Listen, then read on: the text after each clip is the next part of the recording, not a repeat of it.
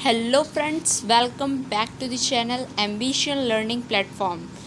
Friends, इस topic को start करने से पहले मैं आपको बता दूं, मैंने आपको पिछली वीडियो में क्या बताया था। मैंने आपको बताया था कि जो आपका ब्लैक इंक होता है उसके अंदर जो डाई होता है, डाई के अंदर ढेर सारे कलर्स होते हैं। ठीक है, वो सारी एक्टिविटी मैंने आपको करके पिछली वीडियो में बताई थी।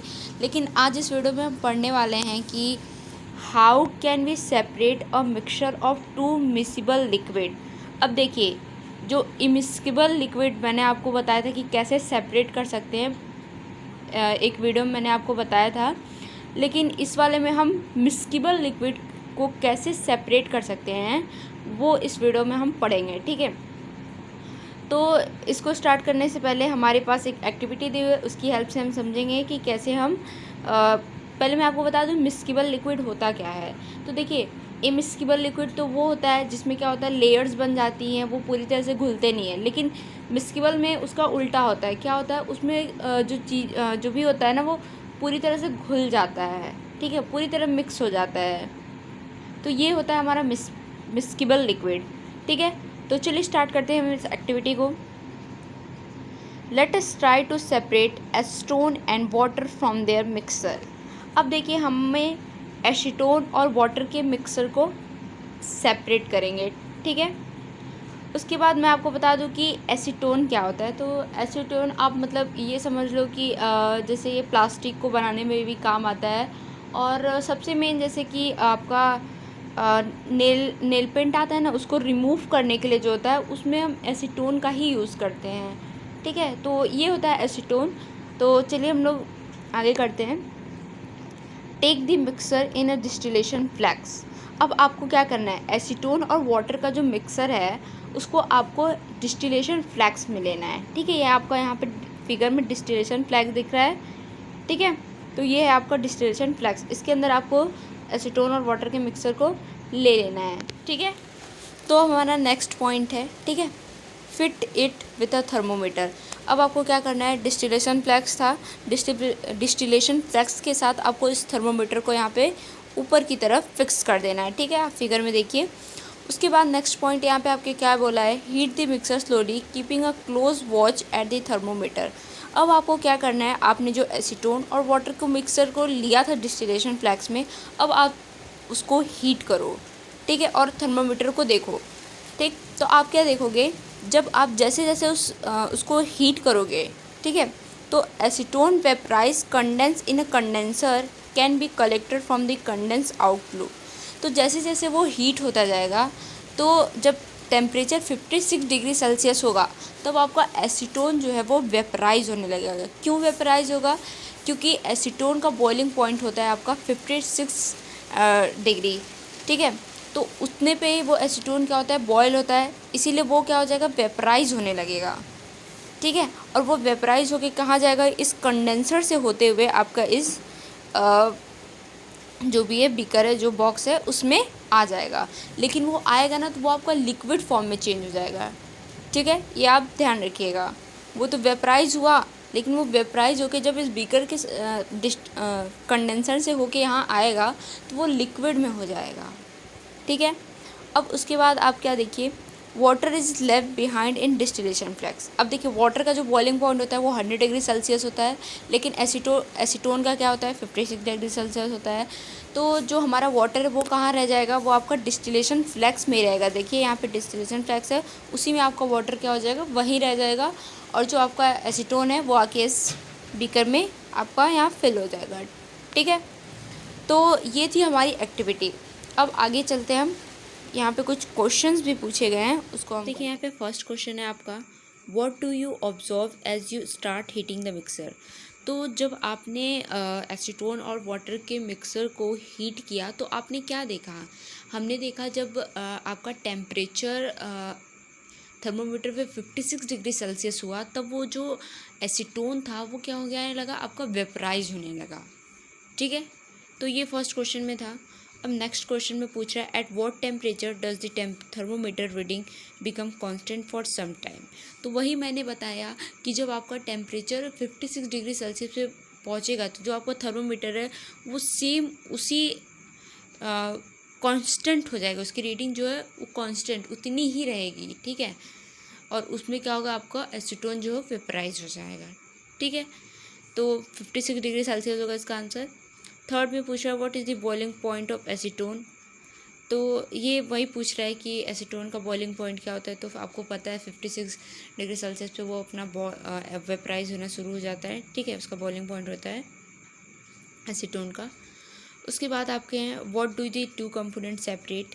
तो अब यहाँ पूछ रहा है जो आपके एसीटोन और वाटर थे, ठीक है, वो कैसे आपके सेपरेट हो गए, due to the difference in their boiling point. तो जो जैसे आपका जो वाटर है उसका तो आपका होता है 100 डिग्री सेल्सियस, ठीक है। और लेकिन जो आपका एसीटोन होता है उसका बॉइलिंग पॉइंट होता है 56 डिग्री सेल्सियस, ठीक है। तो जब इन दोनों के जो डिफरेंस है वो आपको 25 केल्विन का डिफरेंस है, ठीक है। तो इसीलिए हम इन दोनों को सेपरेट कर पाएंगे। अगर जिनमें 25 से ज़्यादा का गैप नहीं होगा तो वो आपका इस डिस्टिलेशन फ्लैक्स में सेपरेट नहीं कर सकते, ये वाले मेथड से आपका, ठीक है। तो चलिए आगे पढ़ते हैं हम। आगे आपका दिया कुछ इंपॉर्टेंट पॉइंट्स दिया हुआ है, ठीक है, उसको पढ़ते हैं हम। दिया हुआ है डिस्टिलेशन के बारे में, ठीक है। डिस्टिलेशन क्या होता है, तो it is use for the separation of component of a mixer containing two miscible liquid that boil without decomposition and have sufficient difference in their boiling point.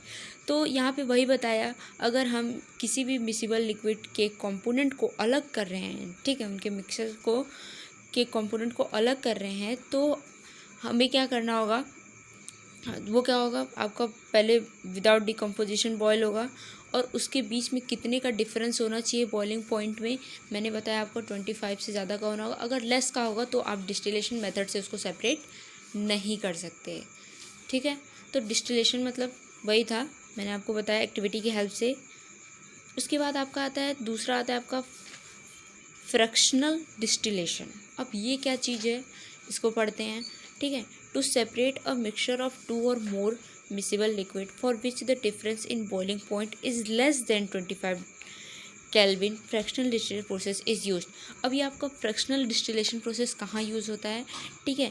तो ऐसे मिक्सचर को अलग करने के 2 और मोर miscible liquid for which the difference in boiling point is less than। अब देखिए, जब 25 केल्विन से ज़्यादा डिफरेंस होता था तो हम डिस्टिलेशन मेथड का यूज़ करके उसको सेपरेट कर सकते हैं। लेकिन अगर 25 केल्विन से कम होगा, लेस होगा, तो हम इसको फ्रैक्शनल डिस्टिलेशन मेथड से सेपरेट करेंगे, ठीक है। तो यही था आपका डिस्टिलेशन और फ्रैक्शनल डिस्टिलेशन का, ठीक है। लेकिन अब यहाँ पे आपको कुछ एग्जांपल दिए हुए हैं फ्रैक्शनल डिस्टिलेशन के, उसको पढ़ लेते हैं हम। To separate different gases from air, air में अलग अलग गैसेस होती हैं, उनको सेपरेट करने के लिए हम फ्रैक्शनल डिस्टिलेशन मेथड का यूज़ करते हैं, ठीक है। सेकेंड एग्जांपल दिया हुआ है different fraction from petroleum product etcetera. तो पेट्रोलियम प्रोडक्ट मतलब कि जो क्रूड ऑयल होता है, ठीक है, पेट्रोलियम में से क्रूड ऑयल को अलग करने के लिए भी हम फ्रैक्शनल डिस्टिलेशन मेथड का यूज़ करते हैं, ठीक है। तो ये कुछ इंपॉर्टेंट पॉइंट्स दिए हुए थे कि आपके डिस्टिलेशन क्या होता है और फ्रैक्शनल डिस्टिलेशन क्या होता है। तो मैंने आपको बताया जिसमें आपका 25 डिग्री सेल्सियस से ज़्यादा होगा तो वो हम डिस्टिलेशन मेथड से 25 डिग्री केल्विन से अगर ज़्यादा होगा तो आप डिस्टिलेशन मेथड से उसको सेपरेट कर सकते हो। अगर लेस होगा तो आप फ्रैक्शनल डिस्टिलेशन मेथड से उसको सेपरेट कर सकते हो, ठीक है। तो ये आपके पॉइंट्स दिए हुए थे, ठीक है। अब आगे बढ़ते हैं हम। अब यहाँ पे वही फ्रैक्शनल डिस्टिलेशन मेथड के बारे में और कुछ बताया कि कैसा दिखता है हमारा फ्रैक्शनल डिस्टिलेशन, क्या डिफरेंस होता है, ठीक है, उस चीज़ को पढ़ते हैं हम यहाँ पे। तो the apparatus is similar to that for simple distillation except that a fractionating column is fitted in between the distillation flask and the condensers। अब यहाँ बता रहा है जो आपका डिस्टिलेशन फ्लैक्स है यहाँ पे दिख रहा होगा और ये आपका जो कंडेंसर है, इन दोनों के बीच में आपका होता है यहाँ पे क्या एक नई चीज़ आ जाती है, वो आपकी आ जाती है फ्रैक्शनेटिंग कॉलम, ठीक है, इसको बोलते हैं, हाँ यस, फ्रैक्शनेटिंग कॉलम आ जाता है, ठीक है। बस यही एक मेन, उसमें क्या होता है वो वाले में जो आपका डिस्टिलेशन वाला मेथड था उसमें आपका ये फ्रैक्शनेटिंग कॉलम नहीं था, लेकिन जो आपका फ्रैक्शनल डिस्टिलेशन मेथड जब होगा तो उसमें आपका एक नई चीज़ ऐड हो जाएगी जो होगा आपका फ्रैक्शनेटिंग कॉलम। ठीक है, तो यही था आपका। अब उसके बाद नेक्स्ट पढ़ते हैं कि ये आपका फ्रैक्शनेटिंग कॉलम होता क्या है। ठीक है, तो a simple fractionating column is a tube packed with glass beads.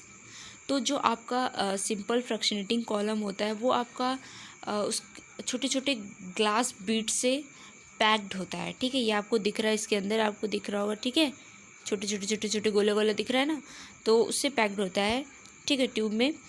उसके बाद आपका है the beads provide surface for the vapour to cool and condense repeatedly. और जो बीड्स है वो आपको सरफेस प्रोवाइड करता है। ठीक है, क्योंकि क्या होता है जब हम यहाँ पे हीट करते हैं, ठीक है, तो यहाँ इसका टेम्परेचर ज़्यादा होता है नीचे की तरफ, लेकिन जब ऊपर जाता है तो ये इसका टेम्परेचर क्या हो जाता है, कूल हो जाता है, ठंडा होता है। ठीक है, ठंडा हो जाता है तो आपका क्या हो जाता है, ये लिक्विड की फॉर्म में यहाँ पे आके कंटेनर में आके आ जाता है। ठीक है, तो यही आपका था इसमें डिस्टिलेशन मेथड और फ्रैक्शनल डिस्टिलेशन मेथड क्या होता है। ठीक है, तो इन सारी चीज़ों को हमने पढ़ लिया है। अब नेक्स्ट वीडियो में हम नेक्स्ट टॉपिक को पढ़ेंगे। तब तक के लिए थैंक यू सो मच।